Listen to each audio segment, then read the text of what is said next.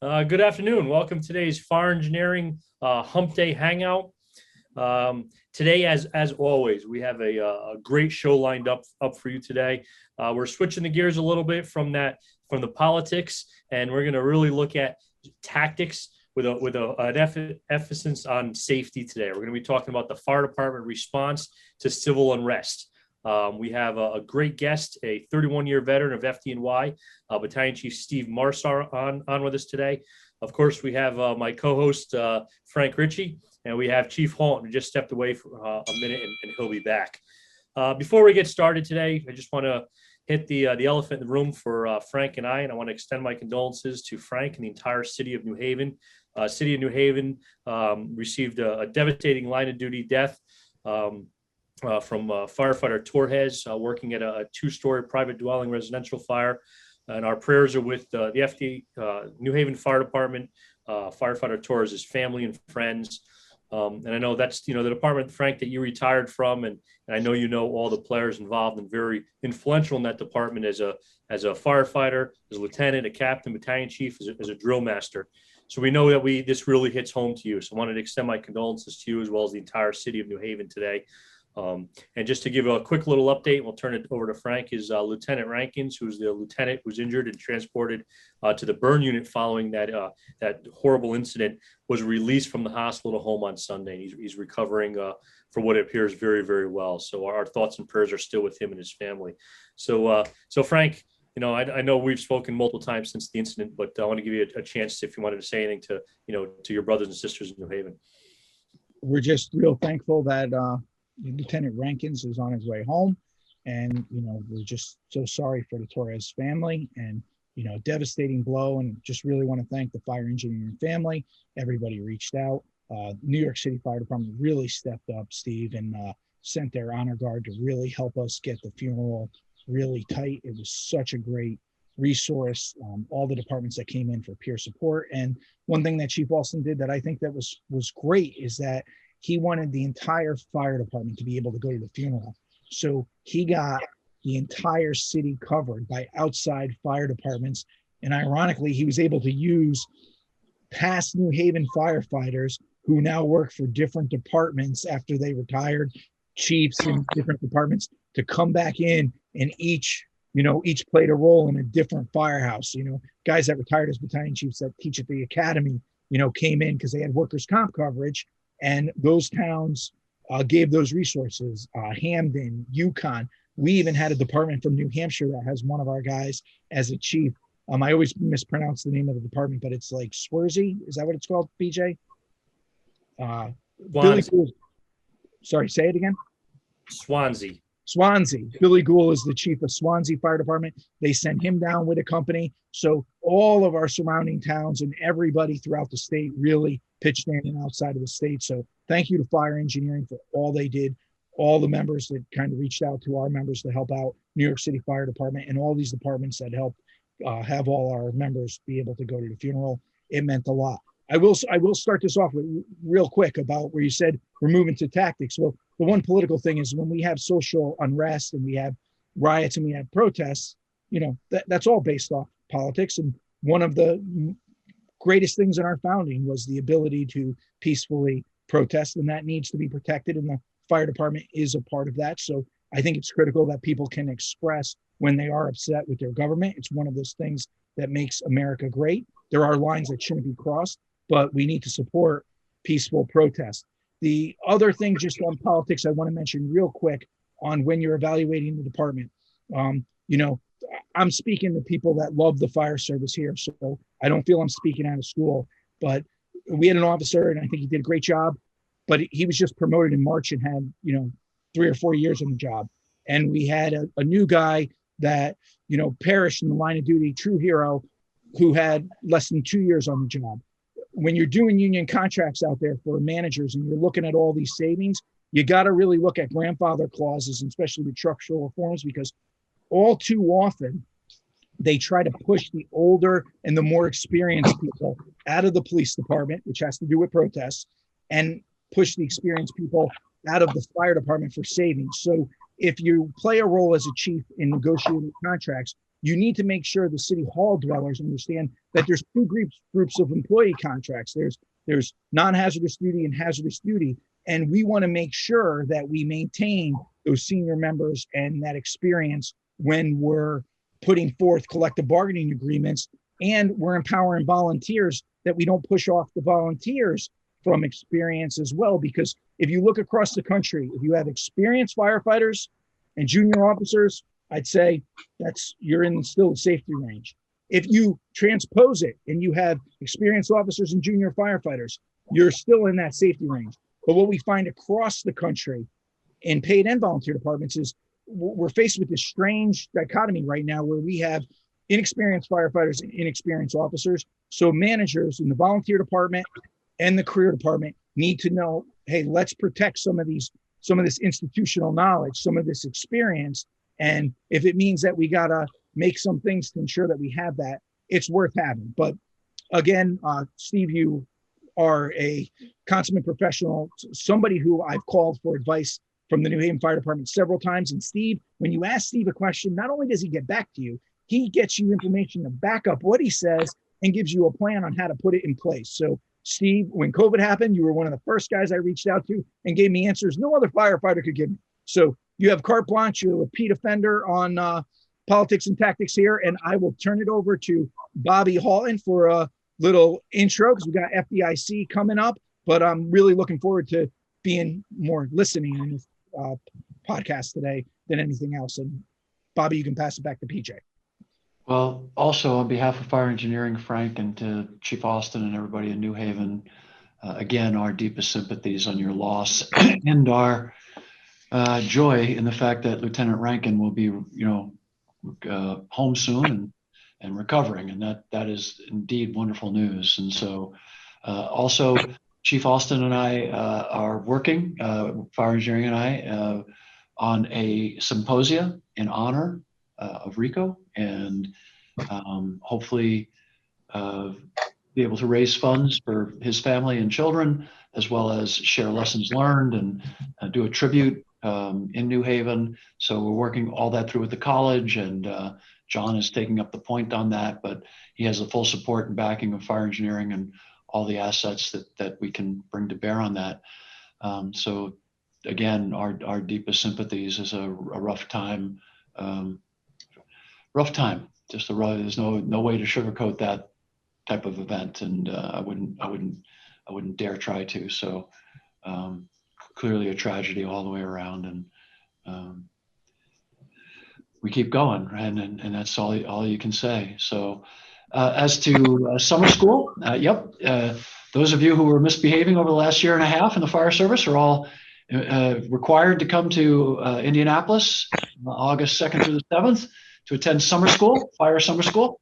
And it's going to be, so the reason I love that analogy is I went to summer school a few times. Me and a lot of the guys from shop class were always in summer school, and we loved it because it was a little more focused, a little more concentrated, a little more to our liking. So it ought to be kind of, interesting. We'll all be wearing our sleeveless t-shirts and our shorts and showing off our summer bodies, right? So, we'll be able to, it'll be just a blast. So I'm referring to it as FDIC summer school, and I think it'll be fantastic. There'll be no swimming in the canal during the fun run. That is completely off limits. Doesn't mean it won't happen. Doesn't mean it won't happen, but we're discouraging it. So we're excited as heck about it. The numbers look fantastic. The vendors' support is all there. It'll probably not be quite as big as our last show, so it might not hit 40,000, but I'm anticipating at least 33,000 people, which is respectable. It's only like 10 times larger than any other fire show in the world, so we'll go with that, and which is fun for us, right? So it's just going to be the usual collection of crazy people. Just got off the phone with Billy the Gear. The Fool's Bash is on full bore. The comedy folks got Travis Howes, and all the comedians are all back in. They're excited as heck. It's going to be unmasked and absolutely insane. We've got a couple of brand new things we're going to unveil. We got Writ Under Fire with the Illinois Fire Services Institute. If you want to attend that, We're going to be shipping you all the way out to Champaign and back to attend that with AAR, with a pre-deployment on the bus out, AAR on the bus back with the actual instructors from there, shower facilities, all that'll be taken care of at Illinois Fire Institute. That class is going to sell out super fast. That's a tight class, 50 slots, that's it, no exception. So if you want to take that, and that's a once in a lifetime opportunity. You got to go this year or you got to go next year. They don't offer that to anybody except FDIC. So if you want to take that class, you got to sign up now. It's already about half full, so jump on it. There's just 2 sessions and that's it. Then we got some incredible, we got after hours happening, which is going to be the brand new Wednesday night deal. You've got Salka, Gustin, Norman, and Lasky and myself on stage. Au Natural. I'm just kidding. We'll all be wearing smoking jackets like the guy from Playboy used to do. Just kidding. So, but so it's going to be after hours. That'll be wild. We're really looking forward to that. The fun run, as I said earlier, is still on. The stair climb is on. I am asking for those of you who normally climbed in bunker gear, kind of reconsider that for this one deployment. Why don't we just climb in our workout clothes? Because it's going to be hot. The top of that stadium, it's climate controlled, heat rises. So the top of that stadium could be well above 90, 95 degrees easily. So let's just be smart about it. The men and women who were honoring, 20th anniversary, many friends of Stevens and friends of mine, PJs and Franks that we lost that day. The last thing in the world they want us to do is suffer from heat exhaustion or get sick on their behalf. That's not the kind of men that they were.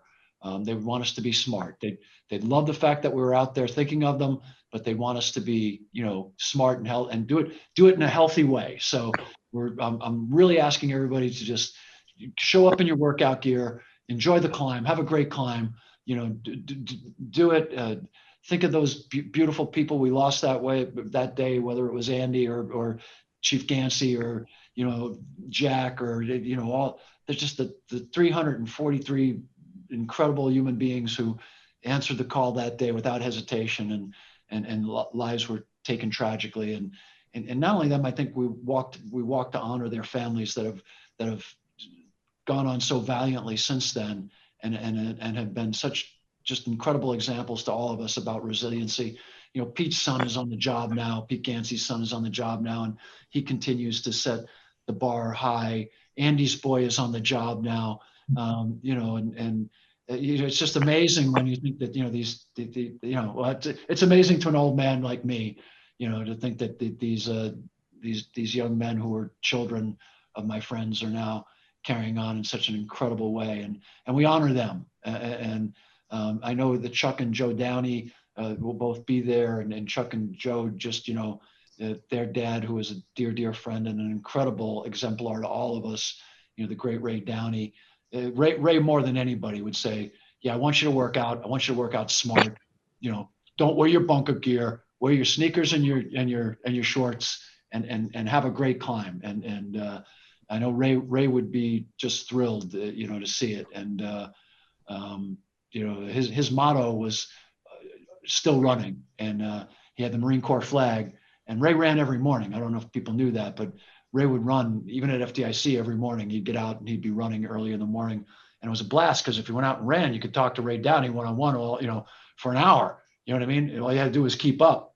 And and guys and gals did, people showed up, and it was like, it's kind of like a Forrest Gump kind of thing. So anyway, great memories. So please, we'd love to see you there. The Union Party is on to cap it all off on Friday night. The Union is going to bring it home as they always do, in incredible style. And I just can't imagine the crowds, in August, under the tents. It's just going to be fantastic. The Renegade Band is going to be there as always. Father Carney promises to come and say foul language with his collar on, which is always a treat.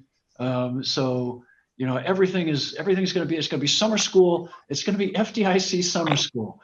So all of us who attended summer school knows exactly what that means, and we are going to handle it that way.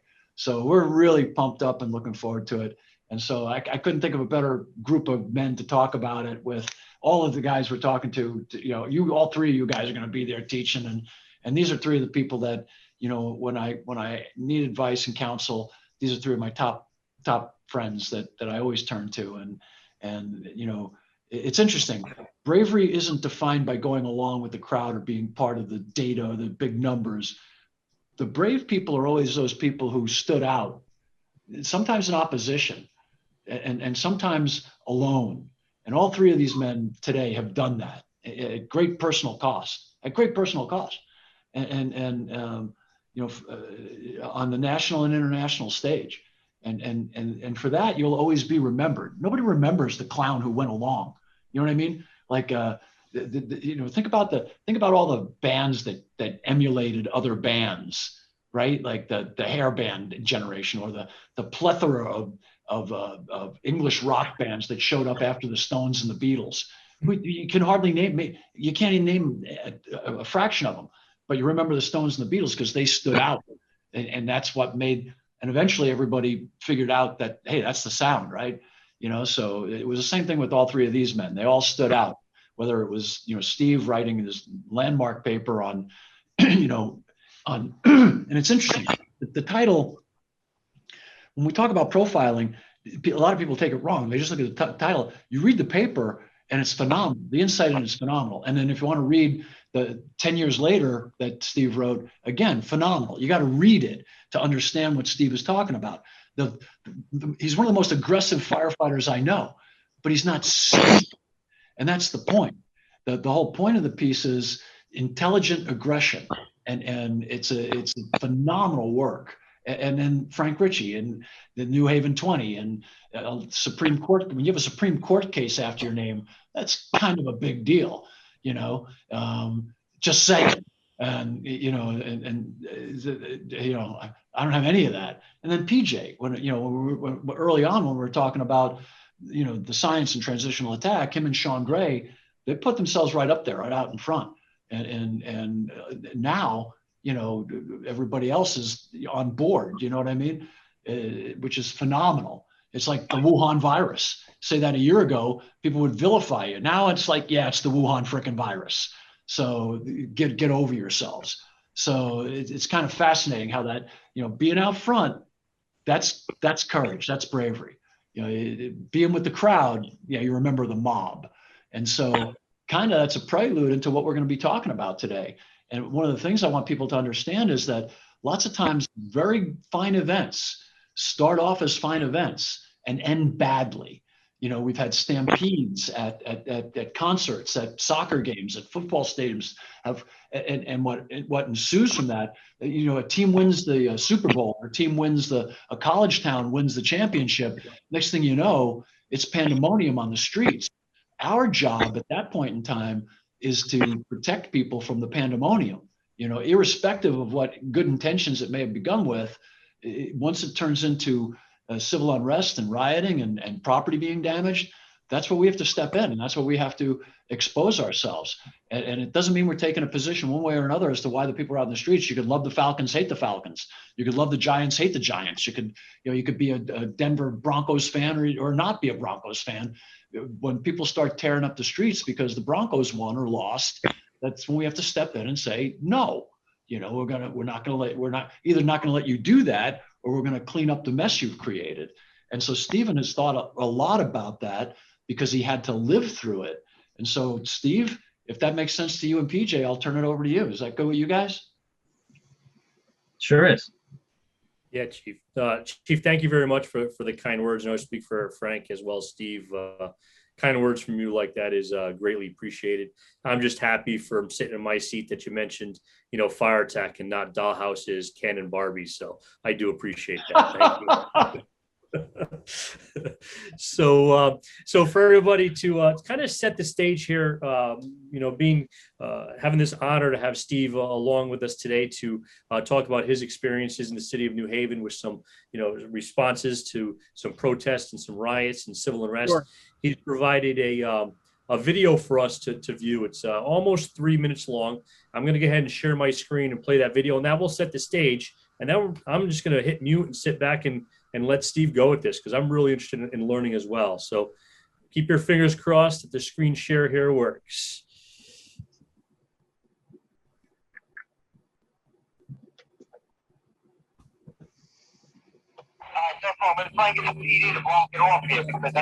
You guys could give me a thumbs up that it's working. I just paused it. All right, thank you. Still come up and down the block. You got a lot of protesters on the block? Yeah, check out. That's what. This is the other car fire. Oh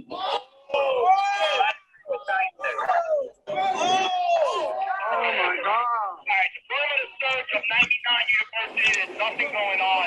We did not force entry at this time. I believe the call is about the arm being something. All right, check. Major fire here. We got 4 trash cans on fire. We're taking care of them. There's nothing else going on here. I'm looking at 2 burning RMPs right now. Just got contact from PD that there is ammo inside these burning RMPs. Thank you for that piece of information. They're burning police vans all around town. Hey guys, split the railway. Safety first. Look around. Fire department can't operate because there's ammunition in these vans. What's the avenue you're on? 10 Division 1. You got that one? Division 1. Get the guys one more heavy up ahead. Hey, Chief, were you on this box? You have command of this box? Lift this wall. I'm ready with the deck gun. You guys got to use the deck gun. Get out to the dock. Safety first. Good.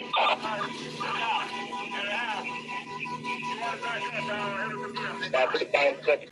5-6 below the box is the quality of the ball. We have a rubbish fire extending to the south of no step to the building at this time. Well, here's the address, 60 East Front Street. 60 East Front Street.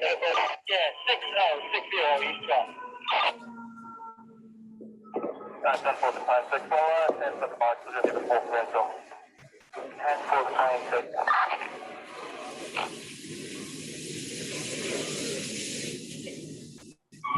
They're coming this way. The other fire's supposed to be down there, but there's too many protesters.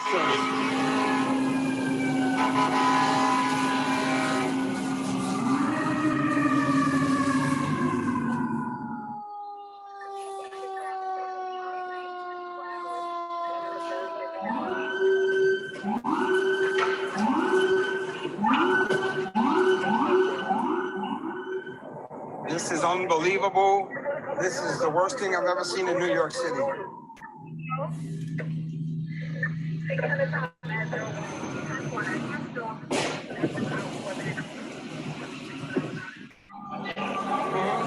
All right, we don't know what the situation here is, but it seems like somebody may have gotten shot. That's a lot of 20. I hope that wasn't one of the members. I don't think it was.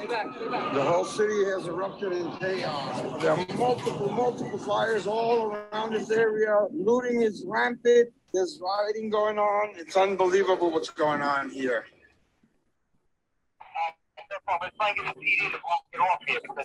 So Steve, thank you for sharing that. It gives us, from a fire service perspective, some insight of what you, your brothers and sisters faced, not just in New York City, not just in recent, but there's been protests and riots going on throughout this country a lot longer than I've been alive. So we definitely appreciate you sharing the video, giving us some insight. We're really looking forward to your explanation of some of the tactical considerations and things that you've experienced firsthand. Yeah, and that, thank you. And thank you, Bobby. Thank you, Frank. Thank you, PJ. That video was shot actually the second night of the protests in New York City. And of course, our brothers and sisters in Minneapolis, in Georgia, Oregon, all the different places that were dealing with much bigger fires. We didn't have any structural fires. Well, we had 2, but they was rubbish fires that communicated to the structures. We weren't dealing with the McDonald's fires like some of the other places were, and some of the bigger structural fires that our brethren were fighting in other cities. But we did have the bigger protests or big protests. I've never seen a number of how many people were there, but they said tens of thousands throughout, mostly Manhattan. And before I get into it, I'd like to just give a shout out to John Gormley. He was the battalion chief in the FDNY who worked the first night of the riots, which was on May 30th. And I came in and relieved him and worked May 31st into June 1st. and that was the second night of the riot. So there were fires both nights, and some of the things we'll talk about as we go on that we had to deal with. And John is a U.S. Navy fighter pilot. He's done 6 deployments in the Middle East, and he's battalion chief covering in the 1st Division of Manhattan. So I just wanted to say that. Thank him for his input on what we're going to talk about. As far as my experience, besides having just the luck of the draw and working that night in New York City, was in 1989. You may remember Mayor Marion Barry from Washington, D.C. Was convicted of a whole slew of charges, and I was in the Fairfax County, Virginia Fire Department at the time, and we set up the judge gave us 3 hours notice that he was going to be found guilty, and they were expecting protests and that could possibly turn into riots. And we had a command post set up at a firehouse in McLean, Virginia, and nothing happened. We had all kinds of resources there, multitude of agencies, an IAP, everything, with 3 hours notice, ready to go across the bridge into DC and help the DC Fire Department out. They needed it, and nothing happened. So it was impressive to see that. And then I don't remember exactly what it was. I think 14 months later, when he got out of jail, that's when they rioted, and it was totally unexpected. They caught everybody by surprise, and they had some big issues going on then. So that was my first experience of dealing with civil unrest. The next one was in New York City in 1993, where we had the Washington Heights riots, and in those riots they were violent, to say the least. They were very, very violent. In fact, we had an engine company, Engine 93, that got firebombed. One of the things we'll talk about is situational awareness and applying that. Of course, that term didn't exist in 1993. But what happened was they lit fires at the end of one block and kind of suckered the fire department in. The engine company went down the block, and the protesters blocked them in. And someone threw a Molotov cocktail into the fire truck and burned the officer and two of the 3 firefighters in the back. Luckily, they were burned, but not. I was going to say severely. They were not like threateningly anyway. But they and 2 of them never returned back to the fire department from those injuries. So when we were going up there, it was a 4-day, literally a 4-day riot of civil unrest, similar to what I'm sure the city saw and the United States saw in the 60s. I was in an open cab, tower ladder at the time, or a half open cab, and we cut down a chain link fence across the street from the firehouse and wrapped it around the cab so that we had some kind of protection. So when we went up to Washington Heights, we were offering ourselves some kind of protection. And they replaced the fence anyway, so it's all good. But sometimes you got to think out of the box, and that's what we're going to talk about, and try and get everybody into the frame of mind of what to do when these unexpected things happen. I'd also like to point out, last year, just after this time frame of yesterday's anniversary, we in my own town of Belmar, New York, we had several hundred people protesting and marching peacefully, with signs, with their mantras that they were chanting, and it was impressive to see that many people in a suburban environment. And they did everything peacefully. They put it out on Facebook that they kind of alluded to there might be some violence, and there wasn't. To their credit, they made their point. They marched through 4 or 5 towns. There was one broken window that wasn't really had anything to do with the protest, and it was impressive to see, and good to see that, like Frank said, that that's the way we do things. We can protest, we can do it peacefully, we can get our point across.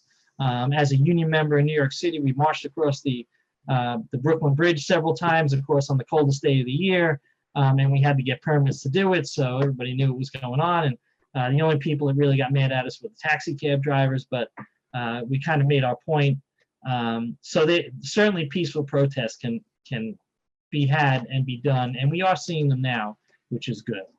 So leading up to these events, for us, since it had been going on for, 4 or 5 days leading up to the protests and riots in New York City, which only lasted 3 nights, really. We were watching the news reports and, you know, trying to watch what was going on everywhere else, seeing it spread amazingly worldwide, that this one event could start that ball rolling and start worldwide protests, mostly peaceful, some unpeaceful, but that it spurred on a worldwide movement. And as it was going through different cities, of course, we were thinking about it. When I went into work on Sunday night to relieve Chief Gormley, he told me what happened the night before, that they were out, they were going to, mostly they were burning police cars and civilian vehicles. Of course, as you heard in the video, some of the police cars had ammunition in them. The police department was very forthright and open about it. Thank you to our brothers and sisters in blue. They did a great job getting us access to the fires and getting the protesters off the block and protecting us as force protection. And we talked about, you know, what we were going to do on my ride in. My plan was to get together with the troops and meet each company face to face before the start of the tour. Our tours start in New York City at 6 o'clock at night. After speaking with John, I relieved them, got in the car. We had a couple of runs. I was able to see all the units and talk to these firefighters about some of the things that they should expect or may expect, and some of the things that from my experiences, that I could share with them, including that firebombing of Engine 93, which none of them knew about, because I started out by telling them, listen, when you drive around, don't have your cell phones out, because they, you know how everybody is, you know, our new generation of firefighters, they're going back from calls doing this. Hopefully they're not going to calls doing that, but unless they're looking at like the Citizens app or something like that, which in New York City, we see the fires before we get called to them now, which is nice. I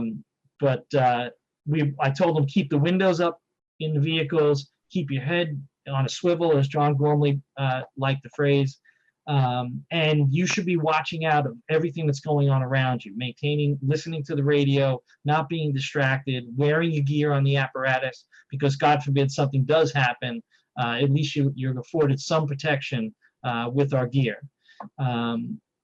We also told them that no one member is going to operate alone, and no single company is going to operate alone. At least in our little world of the 6th Battalion, that was my game plan for the night. And we'll talk about some of the lessons learned from that as well. We also told the firefighters, you know, there's no such thing as firefighter brutality. So use caution if you do get in a conflict or a potential conflict situation. Obviously try and de-escalate it as much as you can. If you have to defend yourself, your brothers and your sister firefighters, or the apparatus or the tools, because, you know, a Halligan tool, a 6-foot pike pole or hook in the hands of a violent protester could certainly do a tremendous amount of damage, as would stealing a fire truck or an ambulance. So we wanted to make sure that if they got into any kind of confrontation, of course, get on the radio, call for help. That was part of that policy of having 2 companies always operating together, even if it's a rubbish can on fire, not to be alone. And then somebody has to be watching the crowd.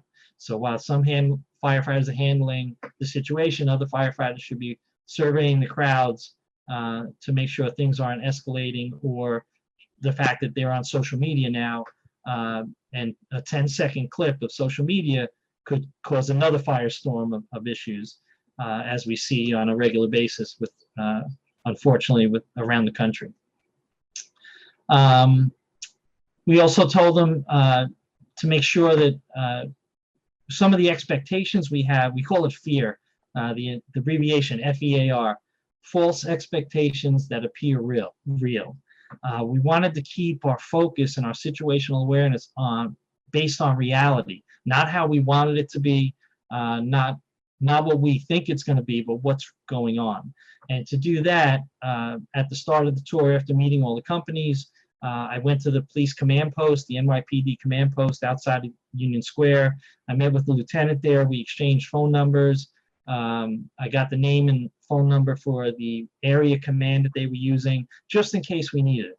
I gave them my cell phone number and the battalion chief car radio, or a cell phone number. We never talked to each other the whole night, but we had them if we needed them.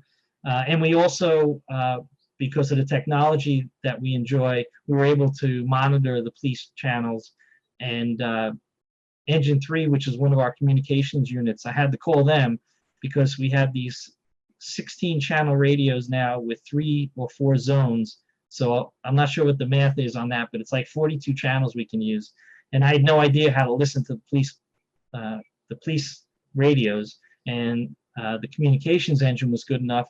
The officer was good enough to explain it to me, and he said, "You don't want to listen to the citywide police. You want to listen to the local precinct police officers, so you can tell what's going on the ground." And that was key because we were able to follow the protesters from intersection to intersection and know what direction they were going in, where they were coming, and almost predict when that wave was going to hit certain areas, which proved to be a huge asset to us. And then contacting the next level of command up to let them know what we had done, what we were planning on doing, and just getting, I'll say their permission, but more their buy-in, they're building their situational awareness of what was going on and what we might be dealing with. Let's see, then as the night went on, it was around 8:30 at night. The sun set late, this time of year, it said about 9 o'clock at night. So I guess it was around 8:30 at night. Chief Gormley texted me. He's like, "Hey, how's it going?" I'm like, "I think you jinxed this. I think you got it out of him the night before. Nothing's going on." So he said, "All right, well, I hope it stays that way." And then 9 o'clock came, and I texted him again. I said, "Hey, man, I don't know what you were talking about last night. There's absolutely nothing going on. There's a few. I think it was like 1,200 people at the local park, and there were some other people down coming over the Manhattan Bridge. They estimated about 3,000 people, and of course they were going to converge on us shortly." And then at 9:15, my final text to Chief Gormley was, "All right, man, it's the sun's going down. Nothing's happening." He texted me back. He goes, "Yeah, that's about the time it started last night." And then, of course, 10 minutes later, we left the firehouse. So it was like 9:27, I think it was on the first ticket, and we didn't get back to the firehouse till 3 o'clock in the morning. So I didn't bother calling him back at that point. And then it was just response after that. And I think you saw that in the video of what was going on. And then for a chief officer, for the company officers, and certainly for the firefighters, from that point on, in those multitude of responses, we had to watch out for monitor the members. As you all know, stopping firefighters is much more difficult than telling them or asking them to do something. And the firefighters were great. They were putting little fires out, going through the crowds, and doing their jobs safely, watching out for each other. And we kept telling them safety above everything else, safety above all else, maintain company status. For a chief officer, I want to try and maintain the availability of the companies. So we had the one fire that we did have that extended to a building that was in the video. We were responding to a call for a fire in a store. And they were getting multiple calls for a fire in a store. It turns out it was a police car in front of the store burning. And the first 2 companies did a great job of getting there, painting a picture, giving a good size up, and saying, no, it's a vehicle fire in front of a store, no extension. We verified the address to make sure that it was correct. And then they stayed with 1 engine and 1 ladder, which turned everybody loose. And at that point, ladder 3 we were following ladder 3. Ladder 3 went through an intersection, and we got trapped in the intersection in the chief's buggy. And the police, again, did a great job. They surrounded us. There was a huge rubbish fire on the street to our left. So I jumped out of the car and ran down there while my driver, the chief's aide, kind of with the help of the police department, was able to maneuver the car and get it out of the way, again, so we could give a size up and report to the incoming units of what we had. A large rubbish fire at that point had communicated to the outside construction scaffolding, and then it communicated into the 2nd floor, 1 apartment on the 2nd floor. So it was a lot going on. but everybody really did a tremendous job. And then we also, of course, mentioned that we have to call for resources early and often, use what you have, and send the rest, make the rest available for whatever else, turn them loose for whatever else may come in, with the caution of not allowing companies to leave or respond on their own. Steve, I just want to kind of highlight a couple things that you said. One, Sure. that is very important is to have somebody that's responsible for watching the crowd. And this doesn't have to be a civil unrest or a protest. It could be simply as going to any criminal act, such as a shooting or a stabbing. If you're a company officer out here and you're listening, even in a small volunteer department or career department, and you're at the scene of a stabbing or shooting, as a company officer, you're going to be focused in probably, you know, that 10, 15 foot range of watching the care. But when I was on an inner city engine company, I would always assign the driver, even in those isolated situations where there's a crowd around. Your responsibility is to keep me abreast of what's going on with the crowd. I'm going to focus on the care and make sure that everybody's safe in this immediate area, and they were focusing on the crowd. The other thing that you didn't mention, and I think that you guys do a good job of in New York, and I think it has to be mentioned, is whether it's civil unrest or, you know, where they pull, in the neighborhood I used to work in, every 4th of July, they used to pull the couches into the middle of the street and rubbish and just light it on fire. And we'd evaluate, you know, is it impinging the wires or could you let it burn? But one thing I'd always stress to firefighters, especially new firefighters, is be friendly. Firefighters have that tendency to sometimes just clam up, especially in a situation that could be uncomfortable. Being friendly goes a long way. We're not the police. Yes, your fire truck could get firebombed, and you have to be aware of that. Should you wear your helmet, even if you're doing a mundane task that you would normally do without it? Absolutely, to protect yourself. Should you be friendly? Yes, but you talk to people that are around you, and you know, you don't have to make any political statements. They're not there for your opinion. They're there protesting, but be friendly. We're here to keep you safe. A smile goes a long way in the inner city. If I learned anything working in Fairhaven, everybody, even if there's a language barrier, people understand respect. And sometimes when firefighters clam up, it looks like disrespect, where just simply saying hello. And I'll bring it back to Iraq. My neighbor's a Green Beret, and he used to say he hated when they put all the armor on the Humvees, because when the armor's on the Humvees, it's easy for somebody to push that button to set off that IED. He said his Green Berets, they used to take the doors off, have guns out, and they would wave to people. He goes, usually the bombers, they don't like to wave to you. But he would always be friendly to where he was, even in Iraq. Being friendly and being respectful translates everywhere. So can you kind of add to that? Yeah, that's a great point. There was one point, and it was kind of in the end of the video, where the person who took the video, the Magistrium 1 is his YouTube channel, JJ Ramos, and he was following us in his car. We were getting the people out of the way, and one of the things I was surprised about was the looting. That was something I hadn't seen in my previous experience, and it was just amazing. They were organized. They were definitely from out of state. There were a lot of out of state cars. They were on the phones. Hey, where the hell are you? And the car would pull up. They'd throw all their stuff in the car would take off. The next car would pull up. And the looters were being polite. The people were coming out with their hands full, and the people going in would stop and stand off to the side and let them come out, and then they would go in. So, you know, there was like, it was, not only was it organized, and certainly it was planned, it was organized. And at one point I was standing in the street with all my gear on with some guy with a camera, and I looked at him. It wasn't JJ either, it was somebody else. And I looked at him, I go, how's your night going? He's like, good. I go, what are you doing out here? And there were two college girls standing on the corner, like just watching the whole thing going on. I looked at them like, what the hell are you guys doing out here? Go back to wherever you came from. Like, this is not a good place for you to be. And I turned to the guy with the camera and I said, you know, make sure you're careful tonight. He's like, yeah, you too. And then as we walked away, you know, one of the things I was thinking is don't make eye contact with the looters, right? And not to try and perpetuate anything, or, you know, now I'm a witness.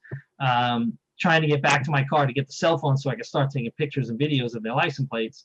But there were still good people in the neighborhood. There were still good people out that were in the streets, that were part of a protest and got wrapped up in the rioting part. And these people, the agitators that were brought in, and there's no question about it, they were. But the people who were there to protest, who were also shocked by what was going on around them, but they were in the middle of it. They in some cases couldn't get out of it. In some cases they were just wrapped up in it. And I think the police certainly have a more difficult job at trying to figure that out. But Frank, you make a great point, and thank you for bringing it up. But just talking to people, saying something like, even giving them a thumbs up every once in a while, was like, they're like, okay, oh, well, we're mad at you, but you're the government or whatever, but okay, you gave me a thumbs up, whatever the thumbs up means, but that does go a long way. It definitely de-escalates things. So there's a couple of things that, as the ombudsman, that I'd just like to kind of comment on, if that's okay. The whole idea of appearing non-threatening, right? Friendly, smiling. I think for the younger viewers, if you think Tosh 2.0, those of you who are love that guy.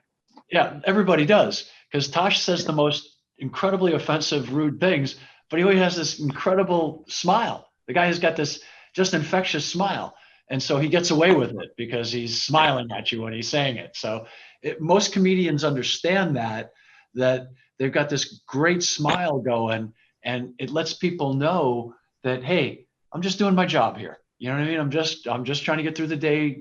Just doing my job. The other thing is, and Steve brought it up, and we don't do a good enough job, I think, collectively in our organizations and training our folks to understand what happens when people get into crowds and crowd mentalities and the madness of crowds. And people will do things inside a crowd that they would never have ever dreamt seeing themselves do if it wasn't for being caught up in a moment, right? There's noise, there's confusion, there's, someone seems to be in charge, so they're following them. And they find themselves doing things that they normally wouldn't have done, or they find themselves in the middle of something where they never expected to find themselves. And then you have that other party at these events who is there for a completely different purpose, who just wants to get out of there once things start going south. They've been able to maintain their composure, they've been able to maintain their focus. And those are the people who are, just as Stephen said, showed up to show their support for the cause or the candidate or the team, whatever it was for, and they're just trying to get the hell out now that things are going bad. And it's hard to separate sometimes out between those who, as Stalin so adeptly called them, the useful idiots, who have just gotten caught up in the fray. And interestingly enough, mass communications has enabled folks who are savvy enough at that to mobilize large numbers of people and to drag others along into that type of activity where they normally would have never found themselves. So it's a wickedly complex problem for prosecutors and law enforcement. But for us, we kind of draw the line where, if you're not hurting anybody or getting hurt, we're there to protect, solely to protect. We're not apprehending, we're treating, and we're putting out fires and doing what we do. But even then, you need to be careful about enraging the mob, right? So, pay attention to your ICs, as Stephen said. Communications is key, because if your IC says no, don't put that car fire out, don't do it, right? They probably have a really good reason, right? The organizers or who's ever in control of that mob may take that as a sign of great disrespect and then turn on you, right? So sometimes you're going to have to sacrifice some property, which is a total anathema to everything we stand for. But sometimes that's just the way it goes. There's a great saying from the United States Navy: self-preservation is its own reward. You'll thank yourself at the end of the day if you're still there to thank yourself. So, keep that in the back of your mind, is that, you do no one any good if you exacerbate the situation, if you increase the level of rancor. So don't feed into it, and we see many of the law enforcement being taunted. I've seen some of the firefighters being taunted too. I've watched a great deal of video, and I think that it's, sad, but it's happening. And you see firefighters being, kind of, that they're trying to get them to do something, and it's a setup, and keeping your cool under that kind of pressure, if you're not used to it, can be really, really hard. And our law enforcement brothers and sisters If you want a good training program, ask them to come in and work with you about, crowd control and stress inoculation and how to maintain your cool and some of the techniques they use, because they get a great deal of training on learning how to stand there stoically as somebody screams in their face. And it can easily happen to a firefighter too. The uniform is a uniform to a lot of these people. And I'm not a big fan of telling folks to wear their bunker gear when it's not necessary, but civil unrest is an exception. There's an exception to every rule. Civil unrest is an exception to that rule. That's one of the times where I would say, put your gear on, because it clearly identifies you as a firefighter, and it may afford you some grace from the crowd. Whereas your street uniform, particularly your hard badge, could be easily misinterpreted and put you in harm's way. So there's always an exception to every rule, right? So that there's a couple of them when it comes to civil unrest, but great points. And that section of New York City that you were filming, I know very well. And if you wanted to pick a part of New York City where you wouldn't expect that kind of activity, that's probably it. Back in the day anyway, you know what I mean? When I grew up there as a kid, that's not where things got out of hand. Yeah, Chief, I'm going to jump in on that. From my perspective, and many of our listeners today, their perspective, we're not fighting fires and responding to incidents in cities, right? We're in suburban America. But I'll tell you firsthand, in my small town, 12.6 square miles on the shoreline of Connecticut, we've had some protests in our town. We had a police shooting, a police officer involved shooting many, many years ago. And that has triggered multiple protests. They were all very peaceful protests. Everything has turned out great, especially from our perspective of the fire service. But you don't have to be just in New York City. You don't have to be in a big metropolis city throughout a country to be on your radar. All departments, no matter how big or small, should be paying attention to what's going on around them and having a plan, because you don't want to be trying to put that plan in place as a protest is coming through your town or your area. So taking Steve's class, coming in FDIC, taking Steve's class, listening to this webcast today, and really doing your homework and putting a plan together is important for every firefighter and every officer that's listening today, regardless of how big or small your department is. A department like FDNY, they can handle something like this because they have resources that I don't have. So you really have to put your time and effort into your planning up front to make sure that you're prepared if something like this is to hit your town. Steve? Yeah, so that's perfect, because we can go into the lessons learned. And like I said, please understand that the FDNY did not have to deal with some of the things that our other brothers and sisters did, and especially in Minneapolis, like I said, down in Georgia, Oregon, Washington State. They were dealing with certainly with less staffing than we have, and less resources than we have, and they were actually fighting bigger fires than we did. So I mentioned that in the beginning, and it's worth mentioning again, that we were not dealing with some of the size structure fires that they were dealing with in the midst of all that stuff. So that, I guess, that'll be a good time to go into some of the lessons learned, some of the surprises. And this again is Chief Gormley, who's working in the 7th Battalion today. It was both he and I sitting down and trying to come up with it.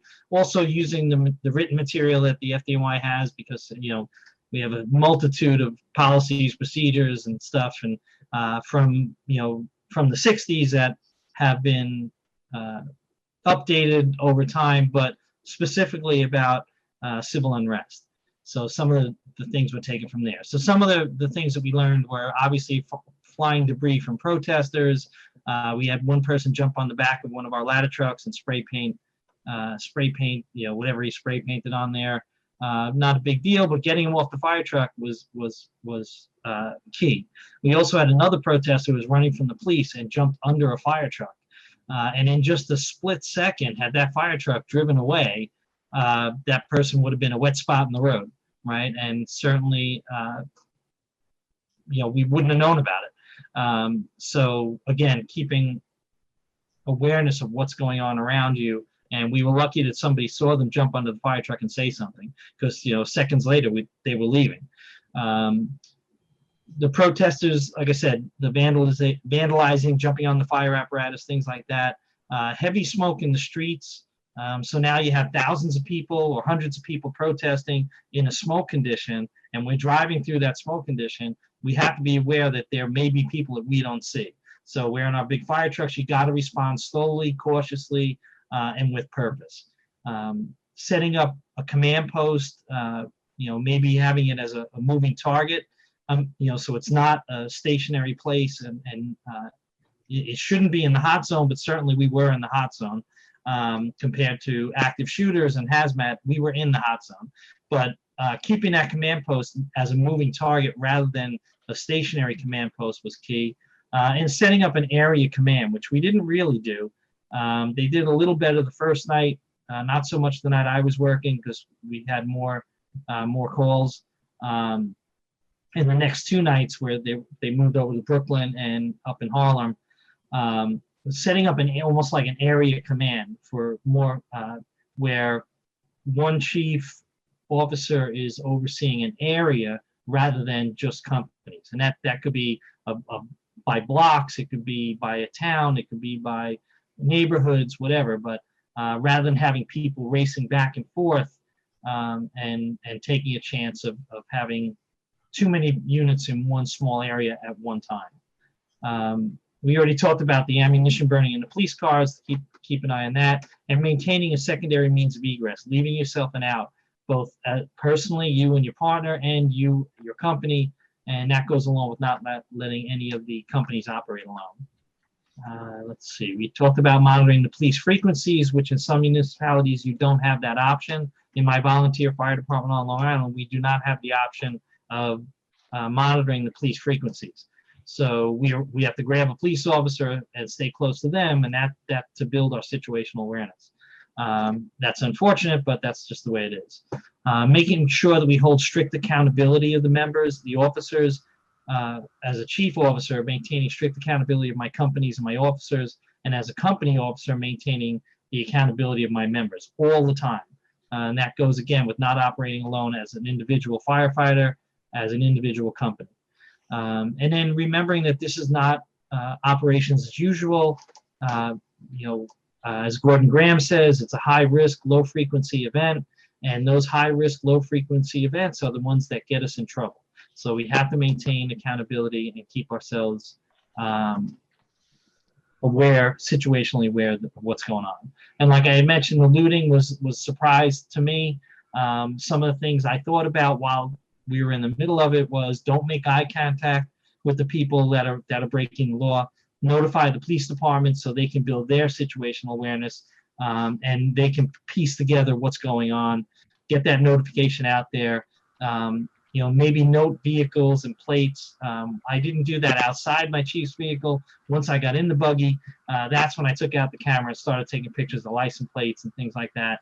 Not that I was going to give it over the air to the police because they're too busy, but maybe down the road, if something happens where they're looking for information, that might help. So trying to help them out if they need it.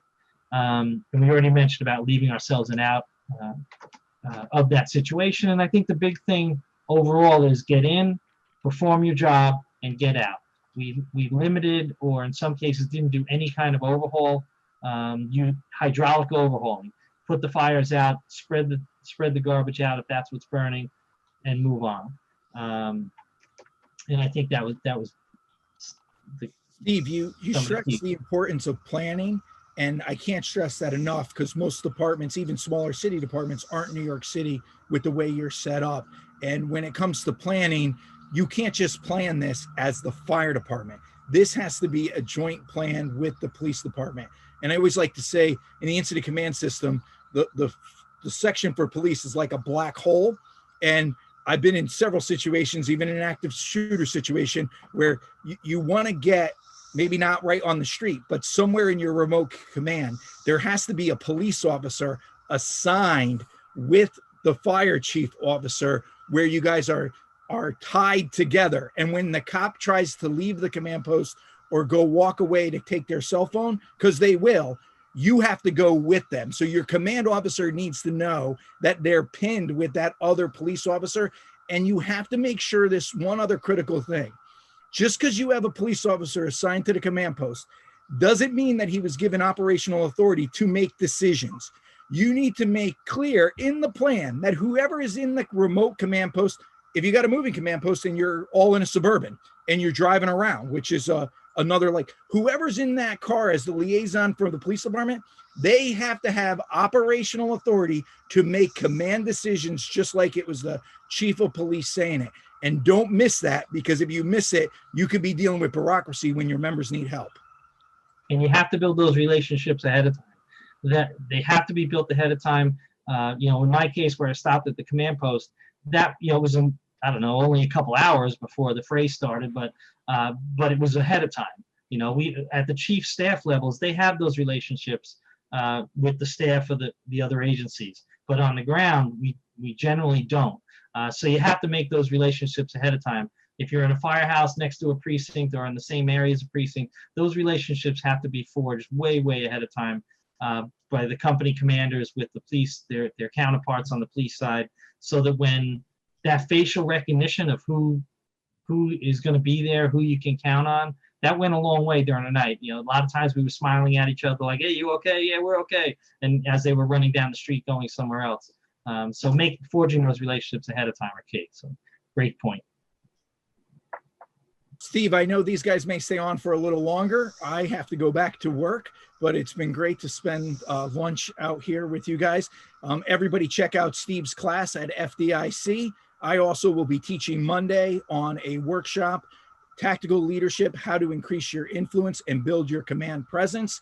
It's not an art. You can learn those skills. And if you take my class, my workshop on Monday, 8 to 12, we're not going to go over all the characteristics that make a great leader. If you're at FDIC, the chances are you already have a lot of those characteristics. What I'm going to do is break down how the tactics and the strategies on how to take those characteristics that you already have and put it into action to increase your influence and build your command presence. Steve, honor to have you. PJ, as always, thank you. And Bobby Halton, thank you so much for joining this hangout every week. You are the glue that holds it all together, and we really appreciate everything you do for fire engineering. See everybody at FDIC. I'm going to go back to thinking. Right. And Ben, please pass on our thoughts and prayers to everybody in New Haven. Thank you. Thanks, Frank. It's almost counterintuitive that Frank gets paid to think. I don't know any other way to say it. Wait, you said it after he left. So, I think we covered just about everything I think that you could not possibly cover, but I think at this level, without getting into, the minutiae of planning, but I really would highly recommend that folks, Steve is going to be writing more about it and doing a class with Chief Gormley for us at FDIC 2022, maybe a 4-hour workshop, because the hardest part of this is not laying out some of the things to think about, to consider. It's creating those war plans, those guidelines, if you will, those guardrails to lay out for your teams, so that in the event that these things do happen, what are we going to do, right? And I wish we could all say like Cortez, burn the boats, and just go for broke and win at all costs. But that's not how we operate. So, I would highly recommend, mark your calendars for 2022 when we have, Steve and Chief Gormley are going to be out at FDIC, and they're going to be presenting. I think, Steve, you're planning on a 4-hour workshop, right, on this, or? Yeah, and we're hoping to get some of the other chiefs from some of the other municipalities, maybe, who really were dealing with bigger scales than we were in there too. Well, and I think that would be great. And so, the topic is not going to go away. There's always going to be, events, and there's always going to be events that go south for whatever reason. Irrespective of the best of intentions, it's hard to control massive groups of people, when passions are running high. And so, with that as the backdrop, you take all the judgment out of it. Our job is to serve and protect, and including those involved.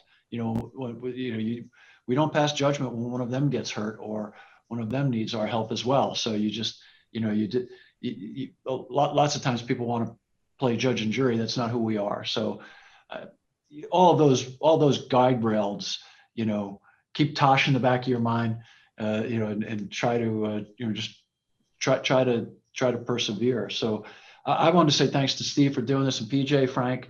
I think these are important topics. They're tough topics, right? They're wickedly complex topics. And I think that Paul Chillers was a great thinker. He's a South African. He was a great thinker. And he once said that in a dynamically complex environment, you can control nothing, but you can influence everything, right? And so, Steve's point about how to, control yourself and behave within these events, that can spread as contagiously as the mayhem can. You know what I mean? Down lead is a fascinating piece of phenomenology to study. So great stuff to think about. Wonderful things to keep in mind. Just my final thought is it is Memorial Day, and lots of times people forget why we have Memorial Day. It's not just a day for barbecues and taking the boat out, and it's not just the start of summer. Memorial Day is meant to pay tribute to the untold millions of men and women who laid down their lives to pay for the price for our freedom and our liberty. That's what Memorial Day is about. It's about literally millions of men and women who sacrificed their lives so that we would have the right to have this conversation, so that we would have the right to live the way we want to live and say what we want to say and be who we want to be.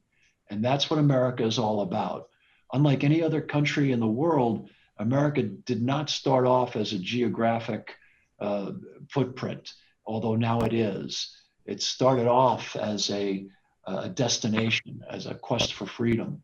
And that's what it's become. It's become the greatest example of mankind's ingenuity and capability. And so, the millions who gave their lives for that, that's what Memorial Day has to start off with. And I think that it's incumbent upon every firefighter to spend at least a piece of Memorial Day in honor and quiet respect for that sacrifice. Whether you do it in your front yard, at home, whether you do it at the house, saluting the flag in the morning, whether you do it laying wreaths, but do it. Do something on Memorial Day to show that you do not take the privilege of being an American lightly, and especially being an American firefighter, which is probably the greatest profession of all time. And I think that goes without argument. I mean, that's a whole other conversation. But anyway, please, this Memorial Day, just spend a moment and think back. And it wasn't just the soldiers and sailors. There were people who literally spent their lives, gave their lives in all kinds of pursuits related to our freedoms, in support of the war efforts, in support of gaining our freedom. There were, just untold millions. And in particular, if you have a chance, watch the laying of the wreath of the unknown soldier. That's an incredible monument. And it's an incredible story about the old guard, the 82nd, and what they do there. Just an incredible, that's an incredible story in of itself. So thank you so much, Stephen. PJ, thank you for letting me be on. Thank you, Thanks, Steve. Thank you, Stephen. We appreciate it. And we thank everybody for watching today. And go on, drive on, be safe, and consider our brothers and sisters in New Haven, Connecticut, and the family of Rico. Thank you, everybody. Have a great weekend. Stay safe. God bless, guys.